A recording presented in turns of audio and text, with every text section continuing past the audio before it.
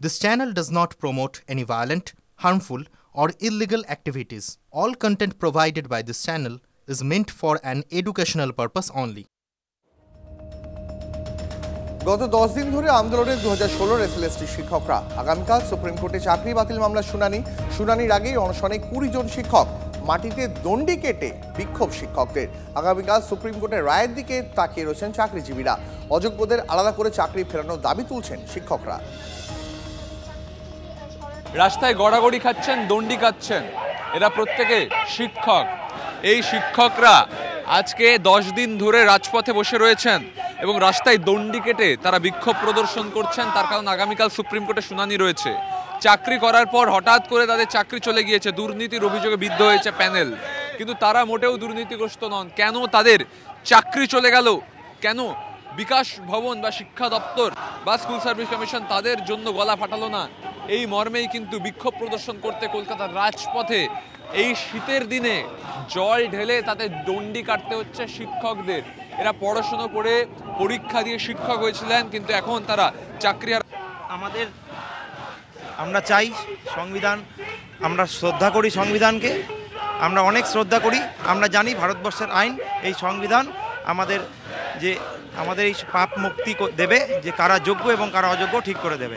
কারা যোগ্য কারা অযোগ্য এই পৃথকীকরণ হবে এবং এই শিক্ষকরা তারা স্কুলে ফিরতে পারবেন। এইভাবেই কিন্তু রাস্তায় প্রতিবাদে যোগ্য শিক্ষকরা অন্তত তারা যেমনটা দাবি করছেন।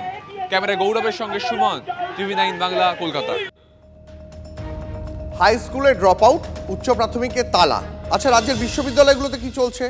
কোচবিহারের 55 বর্মা বিশ্ববিদ্যালয়ে অধ্যাপক নিয়োগ দুর্নীতির চাঞ্চল্যকর অভিযোগ এবার প্রকাশ্যে। যোগ্যদের সরিয়ে চাকরি পেয়েছেন অযোগ্যরা। বিশেষজ্ঞ তালিকায় প্রথমকে সরাতে নম্বরে কারচুপি। চাকরি পেয়েছেন তালিকার একেবারে শেষের দিকে থাকা প্রার্থী। বাংলা এবং জুলজি বিভাগের 2 জন সহকারী অধ্যাপক নিয়োগে দুর্নীতির অভিযোগ। বাংলা ডিপার্টমেন্টেও যাদের সবচেয়ে সর্বশেষ যে ব্যক্তি ছিলেন তাকে চাকরি দেওয়া হয়েছে, অথচ যারা স্কোরে অনুযায়ী যে ফার্স্ট ছিলেন তাকে চাকরি দেওয়া হয়নি। কত কাটাকাটি করে তাকে চাকরি দেওয়া হয়েছে নাম্বার বাড়ানোর জন্য, কিন্তু যেখানে দেখা যাচ্ছে প্রথম যে হয়েছিলেন সেখানেও তার তথ্য দেখা যাচ্ছে, এই যে এখানে দেখা যাচ্ছে সেই তথ্যের মধ্যেও সে অনেক নাম্বার হাইয়ে ছিল, তাকে কিন্তু চাকরি দেওয়া হয়নি। এইখানে আমরা দেখতে পাচ্ছি দুর্নীতির গন্ধ। আমরা চাইছি এটা সিবিআই তদন্ত হোক এবং এর সঠিক তদন্ত করে বিষয়টাকে জনসমক্ষে তুলে নিয়ে আসা হোক। খোদ মুখ্যমন্ত্রী এবং শিক্ষা দপ্তরের কাছে অভিযোগ সদ্য প্রাক্তন উপাচার্য নিখিল চন্দ্র রায়ের। বিশেষজ্ঞ কমিটি তালিকায় বাংলা বিভাগের প্রথম নাম থাকা অভিজিৎ বর্মনের প্রাপ্ত নম্বর 65.30। তালিকার শেষ দিকে থাকা কল্পনা রায়ের প্রাপ্ত নম্বর 48.65, যা কেটে করে দেওয়া হয় 63.65। অভিজিতের নম্বর কমে করা হয় 61.30। একইভাবে জিওলজি বিভাগে অধ্যাপক নিয়োগে বিশেষজ্ঞ কমিটির সুপারিশে প্রথম নাম ছিল সুতপা সান্যালের, কিন্তু এক্ষেত্রেও নম্বরে কারচুপি করে নিয়োগ করা হয় হাদিদা ইয়াসমিনকে। গোটা নিয়োগ পর্ব হয়েছে প্রাক্তন উপাচার্য দেবকুমার মুখোপাধ্যায় জমানায়। অভিযোগ সদ্য প্রাক্তন উপাচার্য নিখিল চন্দ্র রায়ের। অভিযুক্তদের ফোন করা হলেও কোনো উত্তর মেলেনি। যদি হয়েও থাকে কেউ, তবে যদি কোনো এক্সপার্ট করেও থাকেন, নিশ্চয়ই তিনি কেটে দিয়ে ইনিশিয়াল করেছিলেন। যদি থেকে থাকে আদৌ, আমার তো মনে থাকার কথা নয়, আমার মনেও নেই, কিন্তু নিশ্চয়ই আমি একটা জিনিস বলতে পারি, সেই প্যানেল যেটা হয়েছিল সেখানে কিন্তু 1, 2, 3 হয়েছিল এবং প্রত্যেকটা যারা এক্সপার্ট ছিলেন রাজ্যপালের নমিনি থেকে প্রত্যেকে সাবজেক্ট এক্সপার্ট, তারা কিন্তু সহমত পোষণ করে সই করে তবেই বা উপাচার্যের কাছে পাঠিয়েছিলেন, তবেই কিন্তু তাকে অ্যাপয়েন্টমেন্ট লেটার দেওয়া হয়েছিল।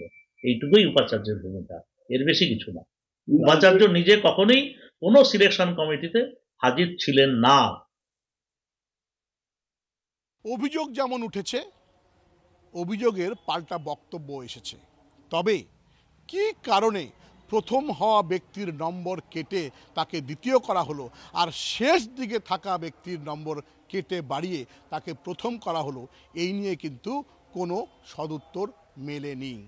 আর এই সব প্রশ্নের উত্তর খুঁজতেই বেশ কিছু সংগঠনের পক্ষ থেকে দাবি করা হচ্ছে সিবিআই তদন্তের। উচ্চ আদালতে গিয়ে সিবিআই তদন্তের দাবিতে সরব হবেন কেউ কেউ, এমনটাও কিন্তু জানিয়েছেন। কোচবিহার থেকে ক্যামেরায় বাপিদের সাথে সুমন কল্যাণ ভদ্রের রিপোর্ট, টিভি 9 বাংলা।